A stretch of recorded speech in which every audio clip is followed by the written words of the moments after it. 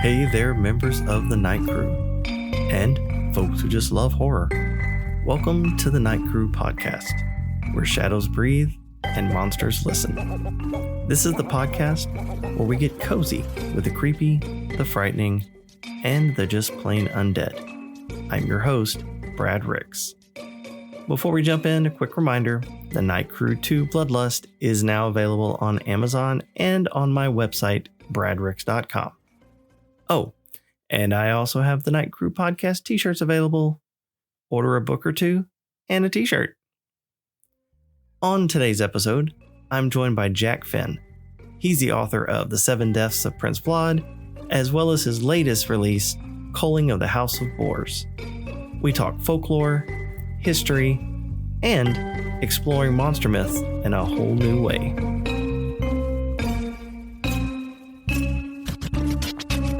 All right, so today I'm thrilled to have Jack Finn with me. Jack, how are you this evening? Very good, very good. I'm thrilled to be here. I'm glad to have you. So I know we got a chance to chat a little bit before, we had a little bit of technical difficulties, which we have now overcome. So I got to learn a little bit about you, but of course, the listeners want to learn a little bit about you as well. So tell me about, tell me a little bit about you. How long you've been writing? What was your first book? What made you want to become a writer? I always wanted to be a writer.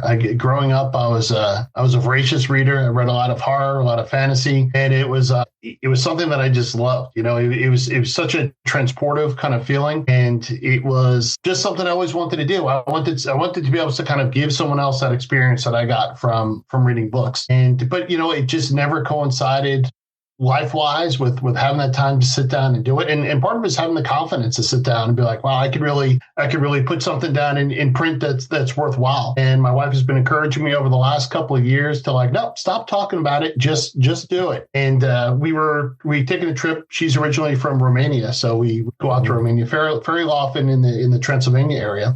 And of course, out there, you have conversations about Dracula. And I said, I always loved the concept that history is written by the victors. So what if the story of Dracula was really the one that Van Helsing wanted us to know, And so my first book, the 7 Deaths of Prince Vlad, is really a re-envisioning in a very Hammer style kind of story of what that Dracula tale would have been like had it been Vlad really been the hero of the tale and Van Helsing and his cohorts the villains. So I delve into a lot of Romanian folklore, and it was a lot of fun. I wrote it initially to see hey, this is something I always wanted to do, and it was a cool concept we talked about. So I initially put it out through KDP, through Amazon, because I wanted to actually hand my wife a copy of the book that we had talked about for so long and written. And then the strangest thing happened. People started to buy it. People started to buy it and review it and liked it. And eventually, the year I put it out in 2023, and in 2024, a new cheap press approached me and said, "Hey, would you be interested in having us reissue this as a new cheap press product?" And I was like, "Well, yeah." That just kind of continued, gave me that extra bolster to continue writing. At that time, I was writing some short stories on Medium.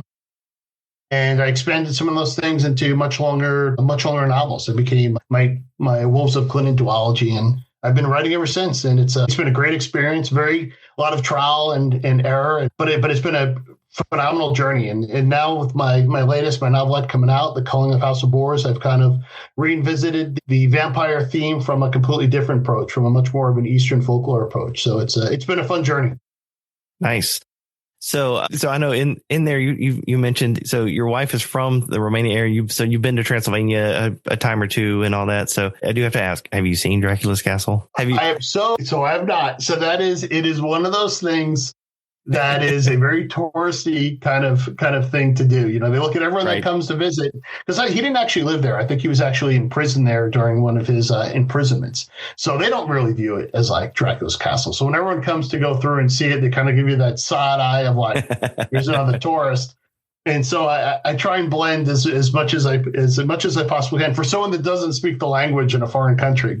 I guess I could see that would be a very touristy place to go to, and I'm sure they sell all kind of wonderful touristy trinkets and all that kind of stuff. But that does not knock it off the bucket list. Unfortunately, I still plan to. It's still a place I want to go. So it's kind of awesome. So another question then. So why horror?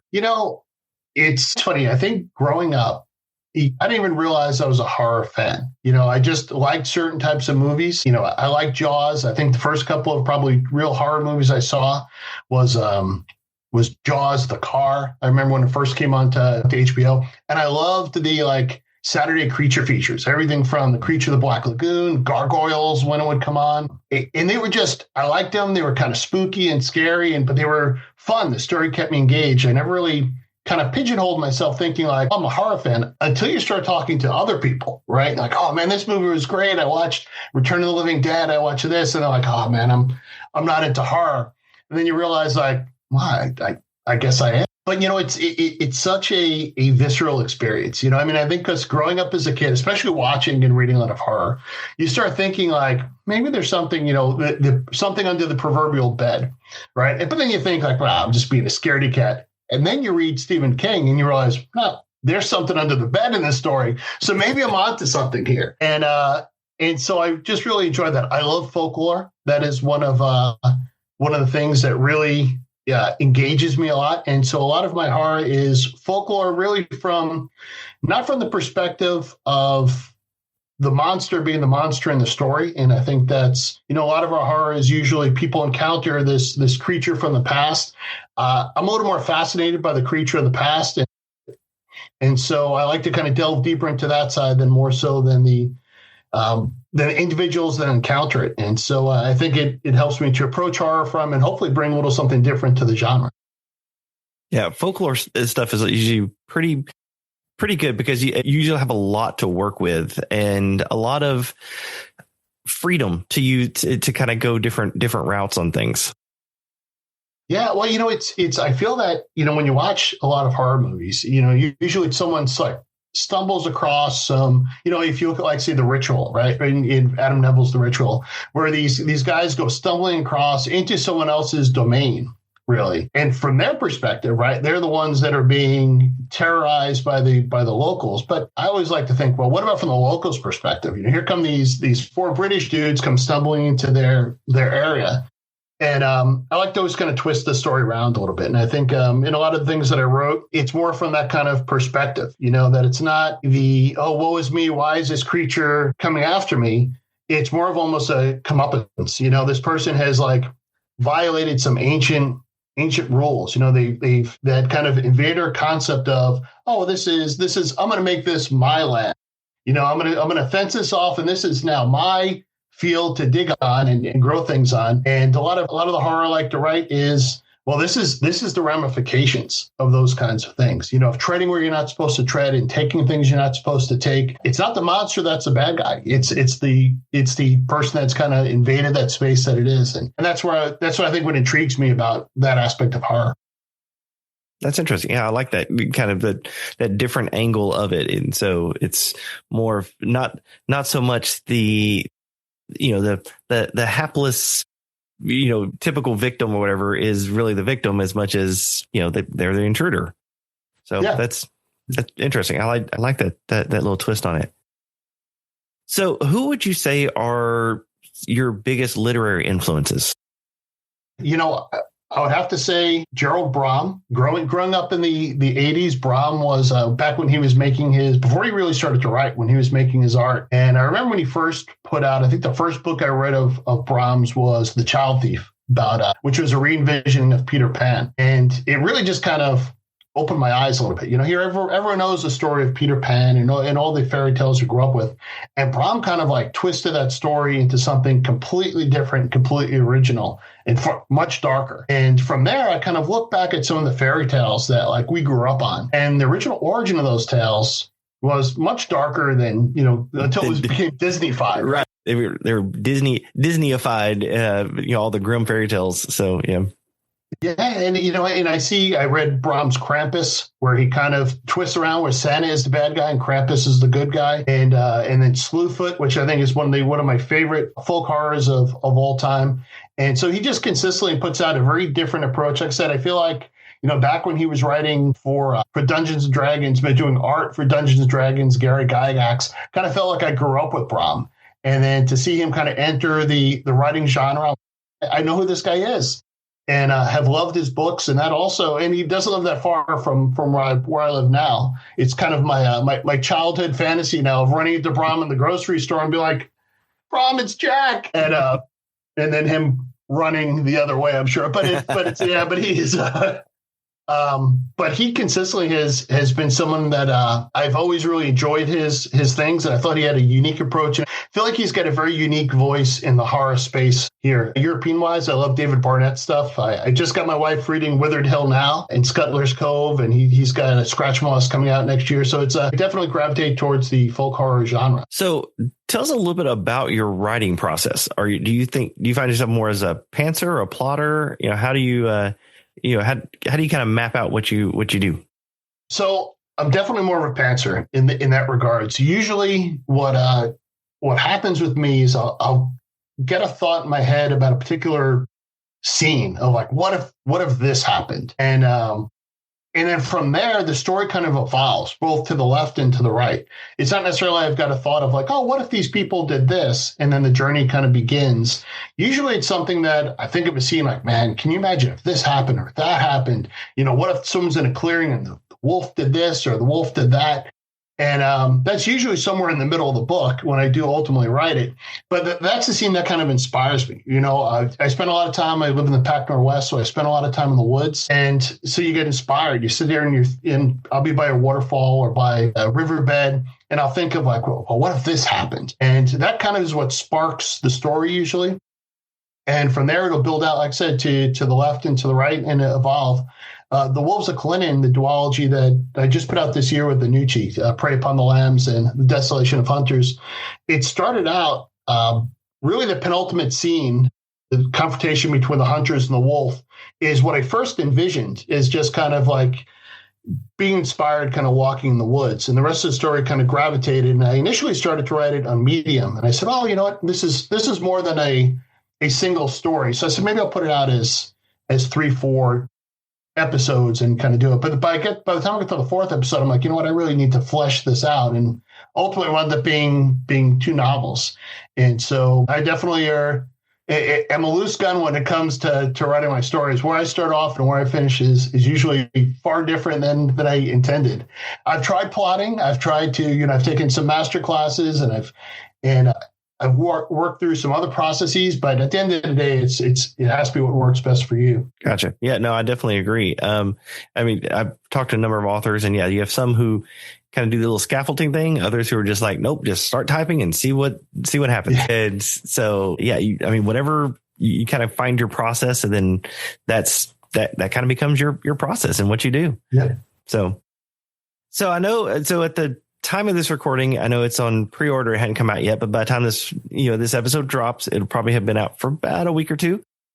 So, but you have a new book coming out called Culling of the House of Boars. So tell us a little bit about this new book. So that also goes back to Romanian folklore before it was Romania, when it was still Dacia, before the Romans came in.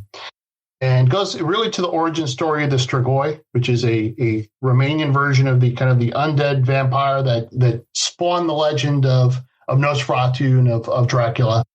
And really, at the time of the Roman conquest of Dacia, that they've created these creatures to kind of wreak havoc on the Roman invaders. And then it's kind of almost like Frankenstein's monster. It gets out of control of the Dacians and becomes something in and of itself, and they've formed clans. And so you kind of go through. Culling of the House of Boars is kind of it's a novelette, takes place kind of almost mid-story, at the point, not at the very beginning when the Strigoi are first unleashed upon the Romans, and not ultimately to their downfall at some point in the future, when they now become these wandering few that you encounter in the villages. So this is somewhere in kind of the episode 4, to use the George Lucas approach, that you kind of come mid-story, that that there's stuff that happens before, and there's a lot that happens afterwards, and it gives you a snippet of a kind of a very Game of Thrones is kind of approach of these clans of Strigoi kind of vying for breeding space and for not necessarily to breed amongst each other, but to breed humans for food and hunting grounds, and the kind of conflict that takes place between them. And that's kind of where the story goes. So it's very different than my initial foray into vampirism with the seven deaths of Prince Vlad, but it's much more of a primal version of a vampire. It's yeah, I've had a lot of fun writing, and I'm looking forward to adding to both to the left and to the right of that storytelling, prequel and postquel, I guess what happened. Nice. And so the official release date is November 4th. November 4th. So yeah, so when this episode comes out, it'll probably been out 2 weeks or so. So, it's definitely been out in the world. So everybody, go take a look at it and get it. So, but yeah, I wanted to definitely chat about that for a second. So I know, so you have that one that's coming out, and your, first book, the Seven Deaths of Prince Vlad, both are vampires, but looking at the two and kind of how you have, I guess, talk a little bit about how you have kind of changed in your writing process, or how you kind of have seen yourself evolve from, book one to the book that you have coming out. It's, I think I've kind of merged together my interests. I guess if you go back, when you first start writing, I think one of the biggest challenges as a writer is you start writing, you realize that what you're writing doesn't sound like anything that you're typically reading. Your voice is different. You don't sound like Stephen Graham Jones. You don't sound like Paul Tremblay. You don't sound like Brad Ricks. Like you're reading, you're writing, you think, wow, this doesn't sound like any of the authors I enjoy reading. And so at first you're like, well, what am I doing? And then you realize, hey, you know what? I don't want this to sound like any of those other people. I want it to sound like my own voice in the space. And once you kind of come to that realization, you just kind of have fun, and once you start having fun writing, it opens the aperture to, you sit there and think like, you know what? I want to write a story about this. And you have that confidence to be like, I can go out and I can do this and I could do that. When I wrote the Wolves of Kalinin, I think the big three, right? Growing up, you have Dracula, you have the werewolf, and you have Frankenstein. And those are kind of, as a kid, those are the holy trinity of monsters. And I think when you make any kind of foray into that arena, you really have to bring something unique. And so I love the idea of werewolves. I think the concept of that you combine a wolf and a person. The wolf itself is this feral primal creature, but it doesn't really encounter that evil aspect until you mix in the human aspect. And then you start getting the malice and things that you wouldn't normally encounter with an animal. So I always loved the concept of a werewolf. And then I thought, well, I don't want to just write another werewolf story. There's so many out there that sound so similar in the space. And so that's what prompted me. Ultimately, I kind of merged my love of history and of research, and I placed it in turn of the century Russia, in Tsarist Russia, in a Russian village, to kind of set in a completely different setting. And I did extensive research into, well, how would someone transform into a werewolf? And so I wound up researching some 19th century science books on metamorphosis, where they kind of talk about how they felt a caterpillar transforms into a butterfly. It was really far more scientific than my brain can handle on a regular basis. But the concepts itself were really interesting. I said, you know what? If I merge these concepts into a werewolf story and kind of give hey, this werewolf changes in a different way than what we're used to seeing, then I felt like I'd kind of bring something different to the table. And that's kind of, and so I was able, I hope I was successful in doing that. I've got some pretty good feedback on the story. And so I like to kind of look at things that have been visited and then revisit from a completely different angle. Like I said, for vampire stories, there's Vlad was a completely different re-envisioning. So it was almost like a fun kind of Hammer-esque kind of view of vampires, of a vampire story. But I didn't really delve into any kind of serious vampire mythos when I wrote it. It was really just a re-envisioning of the Dracula. And I think it's a really fun tale. With Culling the House of Boars, I said, let me create something new that is a completely different mythos to vampires, that my vampires are different in the space than other vampires. And that's kind of how I think I've evolved. I'll look at a story and I'll say, all right, well, how do I make this unique? How do I make this my own? How do I make it when it says wow, that sounds like something Jack Finn wrote? And I mean, finding your voice, I think, is something that every author, as you kind of, the more you write, the more you kind of start fine tuning your craft. You're doing it. You're kind of finding your voice of things. You've talked before on this podcast and others that, outside of writing, I'm a musician. I play guitar. But, when I first learned to play guitar, all I was doing is copying Jimmy Page riffs or Jimi Hendrix or, Eddie Van Halen or whatever. But it's as you practice and you start taking all of the different kind of influences and you start melding them together, you start kind of finding your own sound. And it's very similar in writing as well, that as you are writing, you usually kind of start off almost trying to mimic, how a King or how Poe or how, whoever does it. But the more and more you're doing it, you kind of start peeling away their layers and you kind of start finding your own way of saying things and way of storytelling and way of doing it. Exactly. And it's it's liberating. Once you kind of reach that point where you don't feel that you read it and you realize that it sounds like you. And what always astounds me is that when other people read it and it sounds like me and they enjoy it. I know I enjoy when I write something, but it's but as a storyteller, that's really what you want. I love when I do encounter someone that has read something that I've written, whether it's one of my books or one of my short stories, and they've envisioned it in a completely different way than I wrote it. They have the same gist of the story of what I wrote, but how they envision characters or how they envision scenes is very different than I envisioned it when I wrote it. And to me, I love that, because that means that they've taken the story, which is really what I want to get across, and they've made it their own. They've made it more meaningful to them, but how they envision it in their head. That's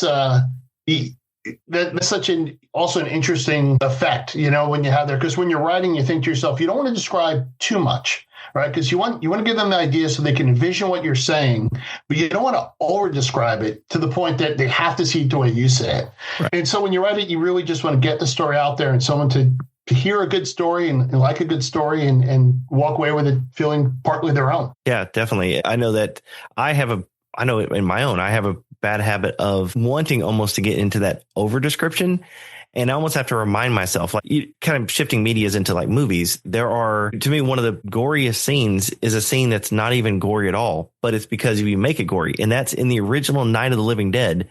There's a scene where the lady's running and she falls, and all you're doing is seeing the camera angle up and all the zombies reaching down. You don't see what's happening, but in your head, you're picturing everything that they're ripping apart of her. And it becomes a very gory scene without having shown a bit of gore at all.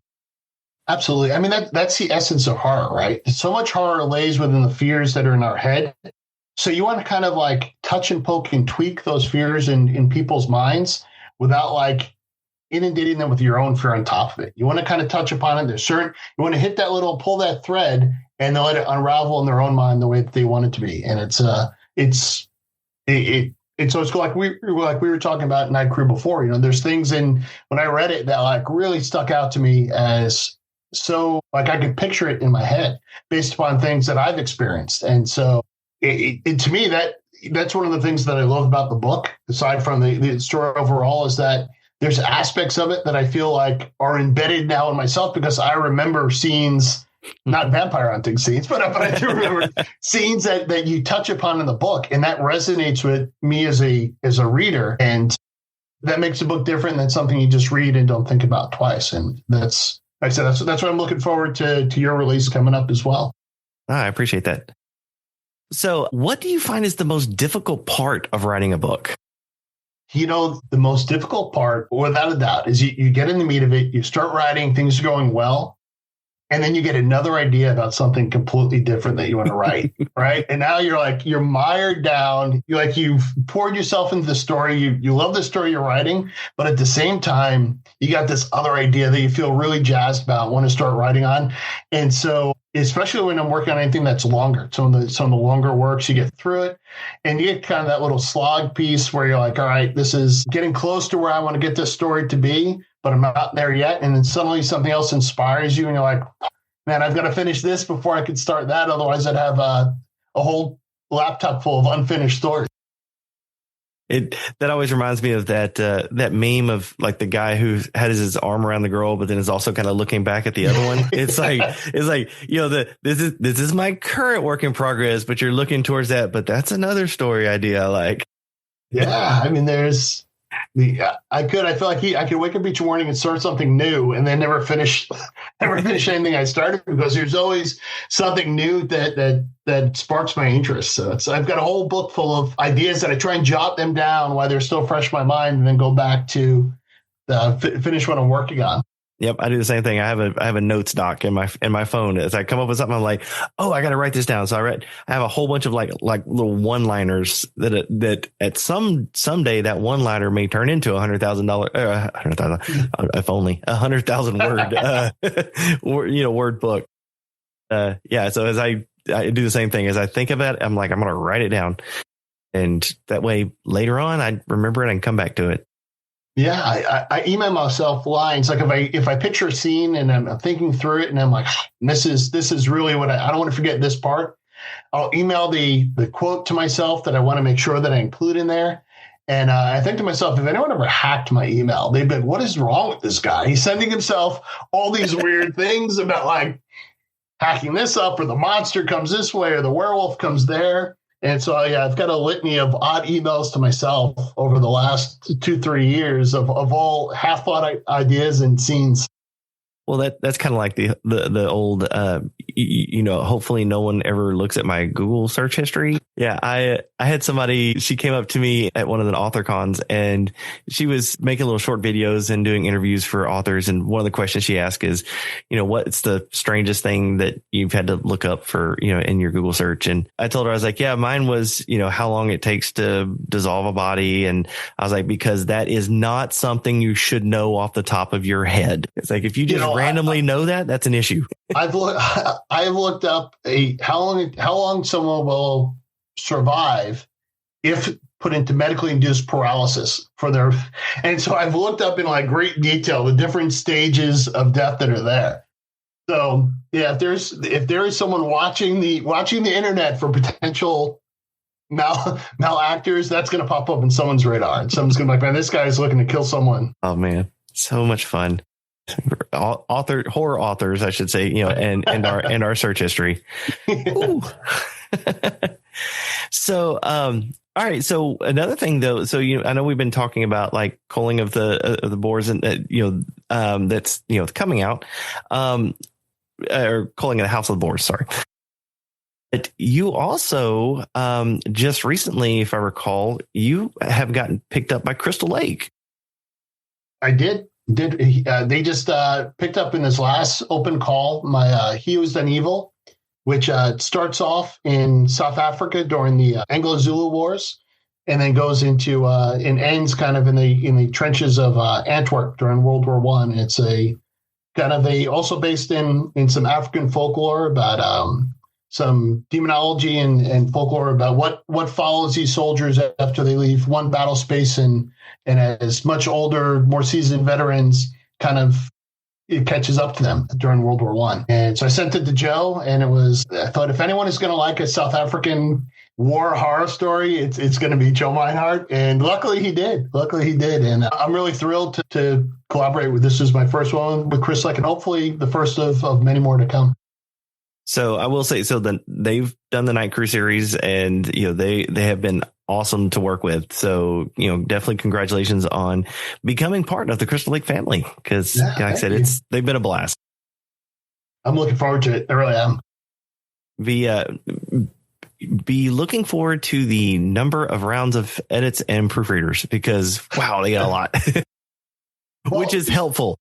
I love each and every one of you who proofread and edit my stuff, because you just make it better. But holy crap, there's a lot, which is probably more so on me that I can't seem to, get my stuff right. But I never realized how poorly I wrote the English language until I had editors start to review my work. The only reason most of my stuff sounds halfway illiterate is I've used Twisted Thorn has been my editor for Culling the House of Boars, and for Wilson that I've got coming out. And right now working with Edgeweaver for my Book of Alice duology, it came back with read over the page. But each edit that I read, I was like, wow, this is so introspective and so much. It made the story so much better. Yeah. I look forward to to submitting something to the editor. I'm sure it drives them crazy, but I look forward to it coming back with all kinds of like changes and questions and things like that, because there's, you read your story so many times that you really miss the forest for the trees.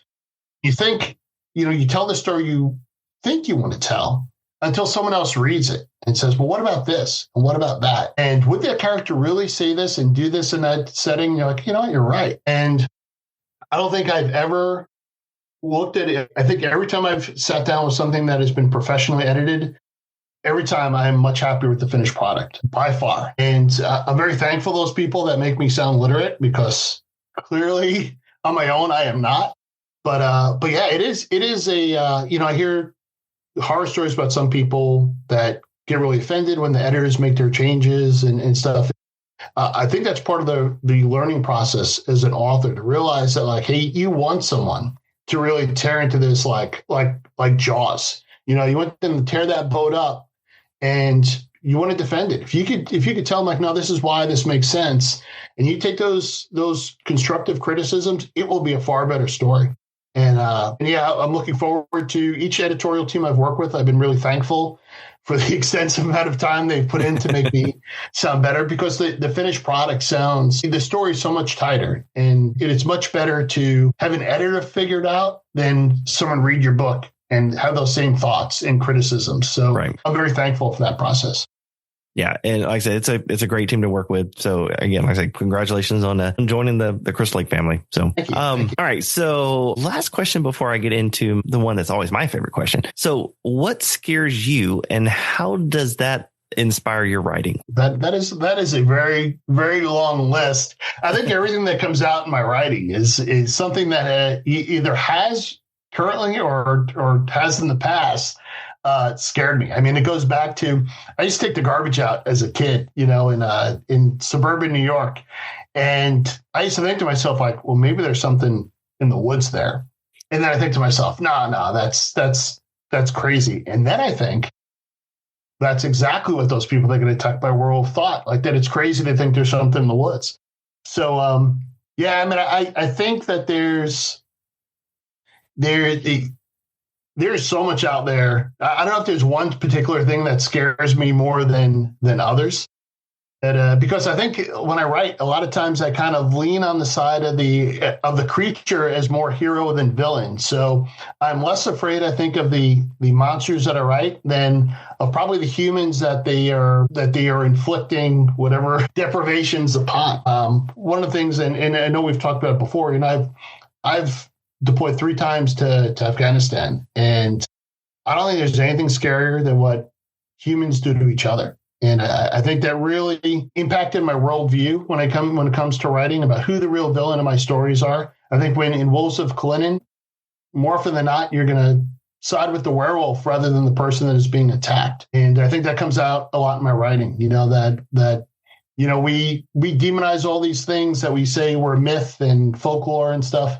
But I'm not sure that the modern day representation of what we've got is any better than anything that we were afraid of in the past. And so I think that comes out pretty strongly in most of my tales.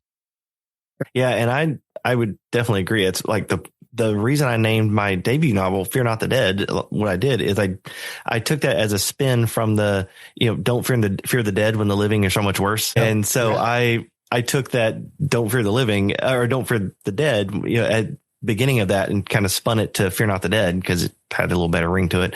But the whole concept, especially as you read the book, is that, yeah, it's set in a haunted house and there are ghosts and stuff, but those aren't the real things you need to be scared of. There is an antagonist. There is there's bad people to be afraid of more so than even the ghosts that are there. Yep. Yeah, and that's very much the take I had in the Wolves of Kalinin duology. Is that I think when you read the story, I mean, there's definitely a monster in the tale, but I don't necessarily. And there's antagonists in the tale, and then there's villains in the tale, and I think that there's once you get to the end, you can easily pick out like, okay, this was the monster, and this was kind of the person that or person or people that kind of oppose the protagonist in the story, but these people are the clear villains. Almost in most of my stories, it's almost never the creature or at least the creature is never the worst person in the book. There's I could say.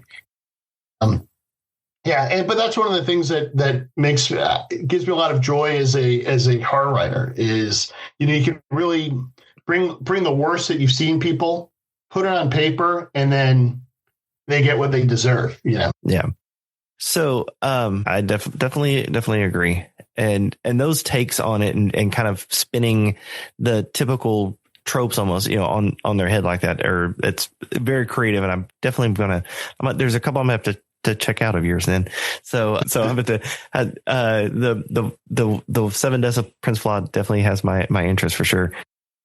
So all right, so I'll jump into the question I really like, which is so I started the Night Crew podcast as a spinoff to my own series, The Night Crew, which is about a team of monster hunters, and all of my scripted episodes I do deep dives into some kind of a creature. So with that being said, Jack, what is your favorite horror monster? I think that's a good one. It's such a large, the pantheon of things that run wild in my head on a regular basis is pretty extensive. I've never been big into the demons and those kinds of like possession novels or any of that kind of stuff. Was never something that really kind of sparked my interest. I think my favorite is probably going to say folk horror overall. Those the ancient the ancient gods and ancient creatures that have come back in one way, shape, or form. James Brogdon did it really well in Bone Harvest. I think we see it in the Cunning Folk from Adam Neville. To me, that is I love the concept that our world is built upon the ancient world. They've now predated humankind, biologically modern humans, to over 900,000 years ago. And we've pretty much discounted everything except for the last roughly 2,500 years. So I like to kind of delve into, I think that my favorite part is what's existed before. And that just like weeds grew up through cracks in the pavement, those creatures from the past, as we tread upon what used to be theirs, break through into our world, and that there's ramifications for those things. That is probably what sparks my interest. There is, I'm a huge reader of world folklore, and I love when I see commonalities in some places with things. Whistling at night is very big. Don't whistle at night in Romania. You'll be chased out of town. But you see that also in a lot of Native American folklore too. Nick Medina's book is about that, and Shane Hawk has written about that.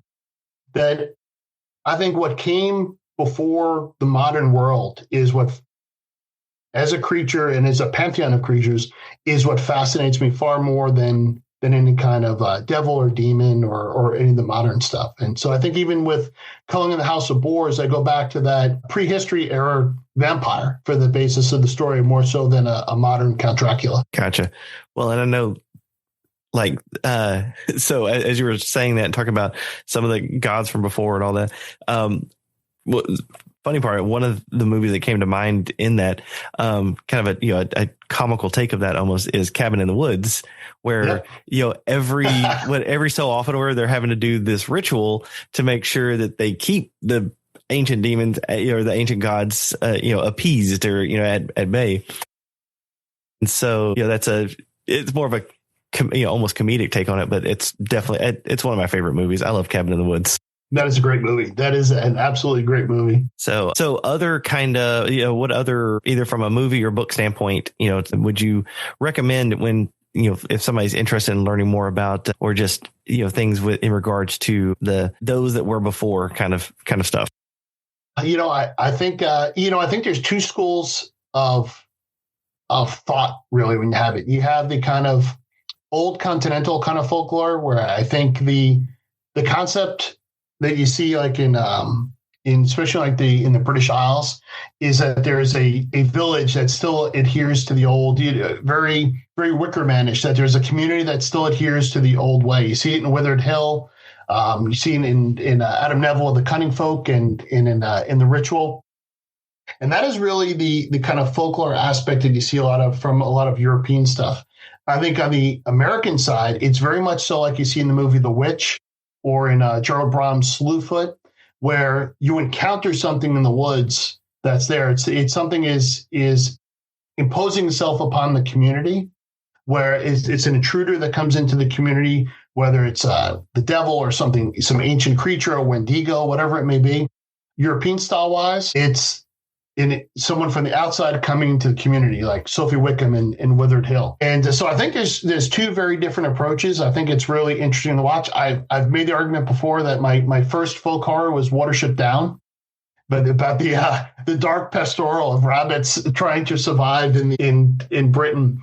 But I think that's where I would go. I love Slewfoot and Krampus by Gerald Brom. Like I said, he's been a favorite writer of mine. I think that really gives you a thought-provoking spin, because it's very similar to that. Like I said, Krampus is good and Santa is evil.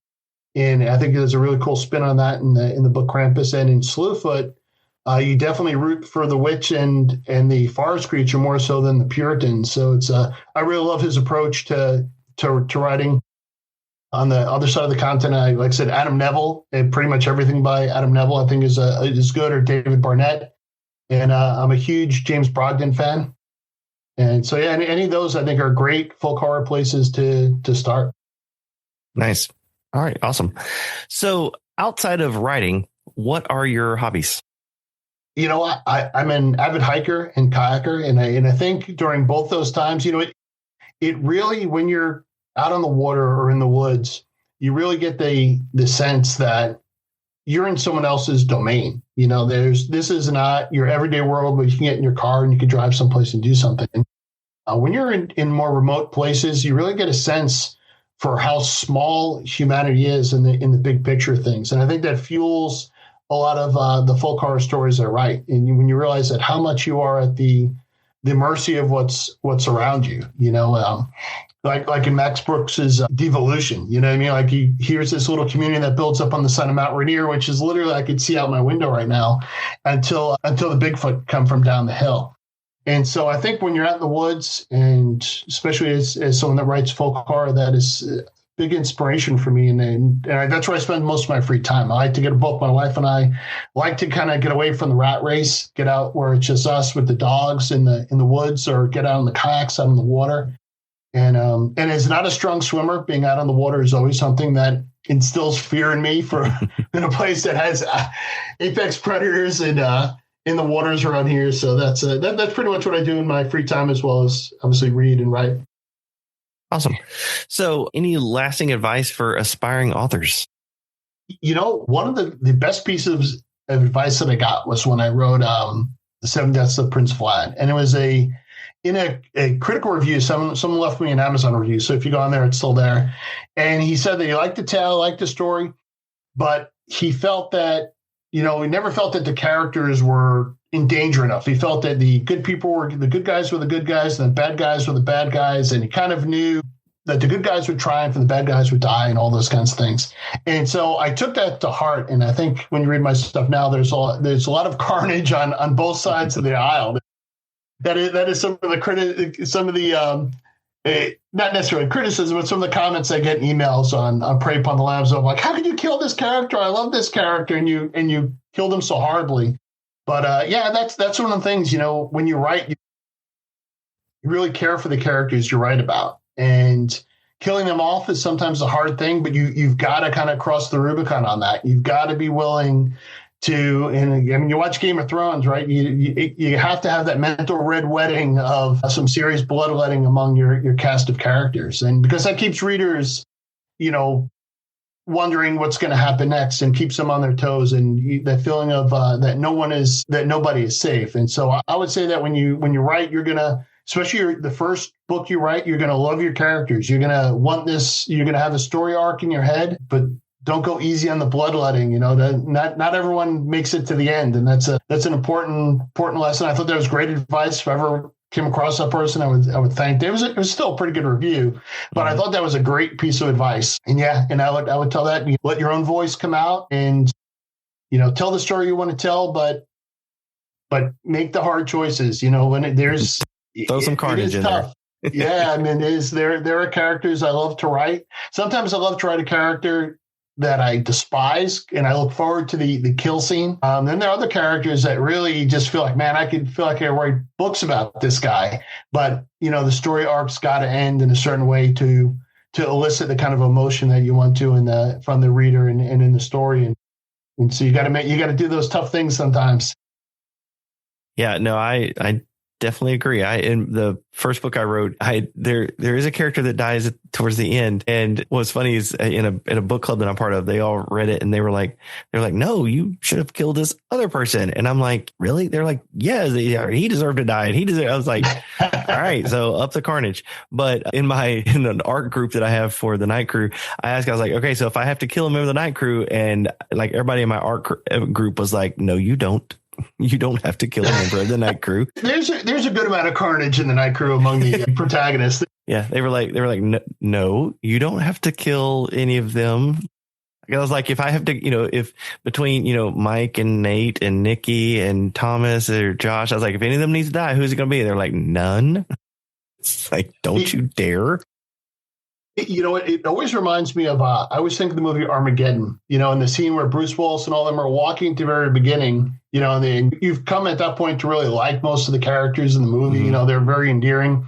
And then you juxtapose that with the scene at the end where the few survivors are there. And it's a pretty poignant scene. And I always think to myself, they did a really good job in a very bubblegum kind of movie of making you care about a character and then killing them in wholesale. And that makes for a good story. Definitely. But yeah, it is a tough thing to do as a writer. I have gotten more than one email of people that said, I can't believe you did that. I'm so mad. But I guess that's good. You've engaged them. If someone is mad enough that you killed the character to send you an email, then I guess that's success, right? Yep.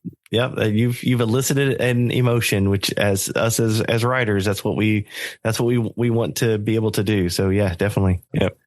And I think also that's called, I think you heard called, kill your darlings. Yeah. So, yep. Yeah, it's true. It's I mean the writing as a journey is a really interesting thing. It's different for every person, but everybody when you sit around, you look back, you see how far you've come. You see all the different bridges you've crossed and rivers you've crossed to get where you are. And it's a tough road. This is definitely a tough business, but it is worth it. It's one of those things you have to believe in yourself and kind of keep driving forward. And I was just talking to Christopher Michael, who also just got picked up by Crystal Lake for his Danforth series. And we were talking years ago. He's one of the first writers that kind of came across for writing. And we both at that point had been self-published.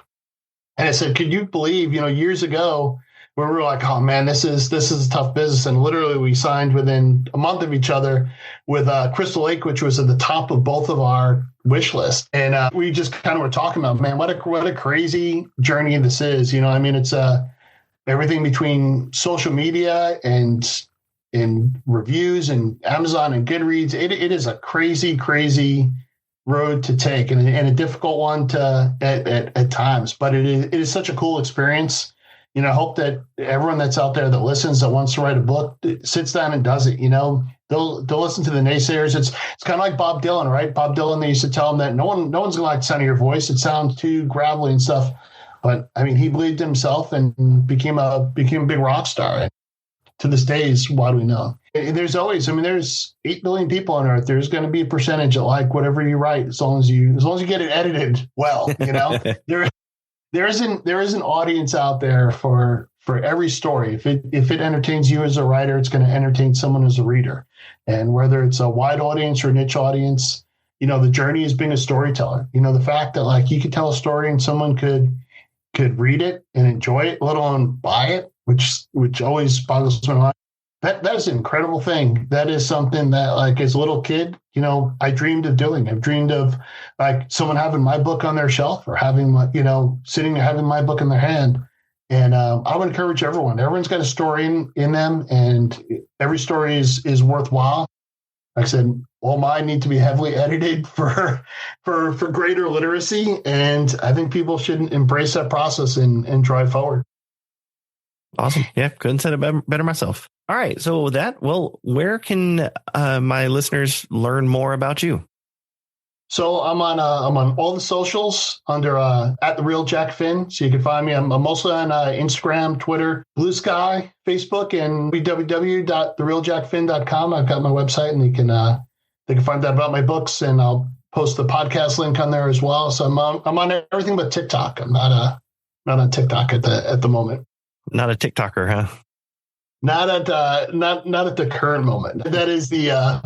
When I started on TikTok, the first thing I did, I went to my teenage daughter. I was like, "How do I work this app?" So that was my training session on it. And so I've been trying to get better on TikTok. But yeah, it's definitely a different little environment there. That is my next bridge to cross at some point. But yeah, right now I'm pretty much on all the socials. Well, I'll make sure and include those in the show notes. So anybody's listening, make sure check the show notes. You'll find where you can, find all the information about Jack. And, definitely, like I said, by the time this episode comes out, his brand new book will be out as well. So, make sure you go over, download it, and, either buy a physical copy, download it, do however you would like to read it, and, read it, review it, all that kind of good stuff. So, other than that, Jack, it's been a pleasure chatting with you and having you on. I'm glad we overcame all of our little technical issues that we were having at the beginning. But all in all, had a great conversation, and it's been nice to hang out and get to know you for a little bit. Very cool, man. Same here. Definitely. I look forward to Night Crew 2 coming out. Yeah, November 14th. So yeah, it'll actually, by the time this episode comes out, it'll probably have just came out. So as well. So now get both of our books. I agree. So I'm going to go ahead and stop this. But again, thank you everybody for listening. And, thanks for hanging out with me for a little while, Jack. Yeah, thank you, man. I really enjoyed it. Well, that's it for the Night Crew podcast and my conversation with Jack Finn. I have links to where you can find Jack in the show notes.